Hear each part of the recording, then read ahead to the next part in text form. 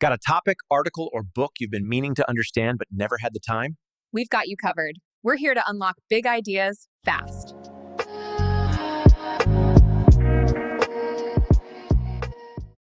Welcome to the deep dive. Today, we're really getting into Taylor Lorenz's book, Extremely Online. Yeah, the untold story of fame, influence, and power on the internet. Yeah. It's quite the title, and honestly, it delivers. It really does. We're going to unpack how internet culture, social media, didn't just create new stars. No, it fundamentally rewired things, like how we even think about fame, about influence, maybe even truth itself. Exactly. Our mission today is to sort of track that shift, see how the online world really changed the game for power and who holds it. Okay, so let's unpack this. How did we get here?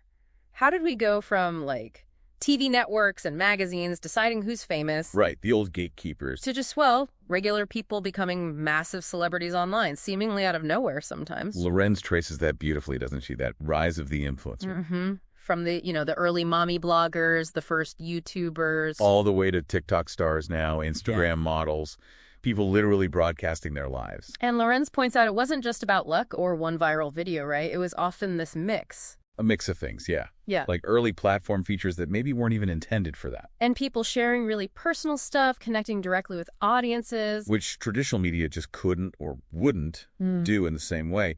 It democratized reach, but maybe accidentally at first. That reach, that connection, it completely shifted the power structure. Absolutely. Traditional media, newspapers, TV networks, they lost that sort of monopoly on influence they had. And platforms like YouTube, Instagram, later TikTok, they basically decentralized fame, handed the microphone to others. Which, crucially, empowered a lot of marginalized voices. People who never would have gotten past the old gatekeepers. That's huge. Incredibly powerful, yeah.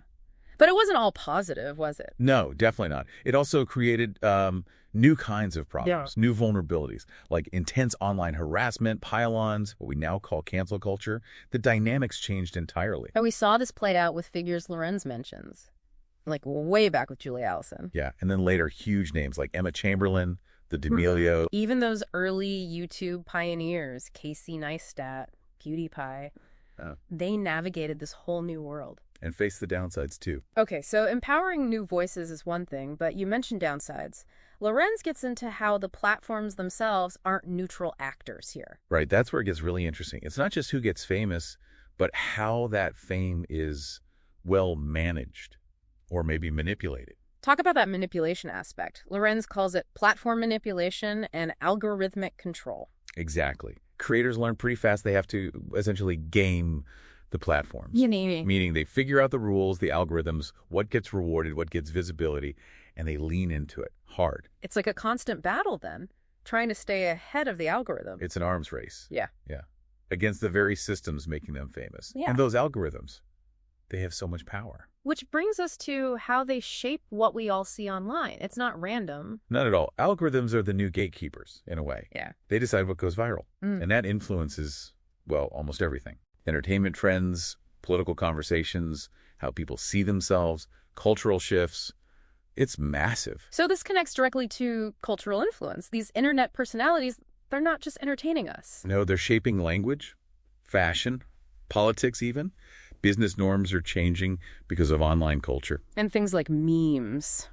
They're not just jokes anymore. They're like, a new kind of social currency.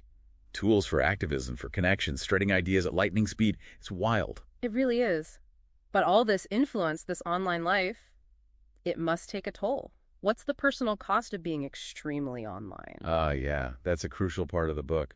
It's not all glamour and sponsorships. Definitely not. Lorenz really digs into the survival and the creator economy. She does. She highlights the burnout, the financial roller coaster.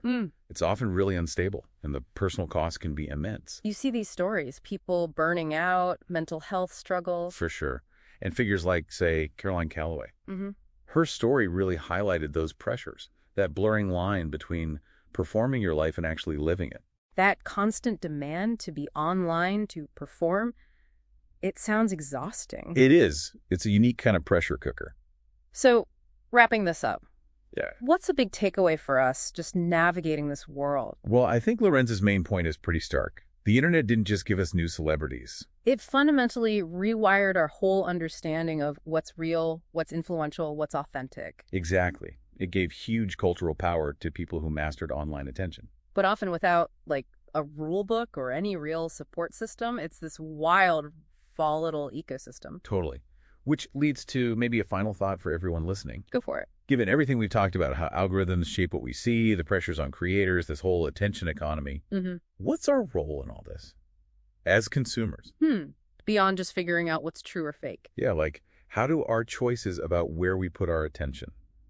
How does that shape the next phase of the internet? What kind of influence are we implicitly rewarding? That's a really good question to sit with. What kind of online world are we collectively building with our clicks and views? Something to think about, definitely.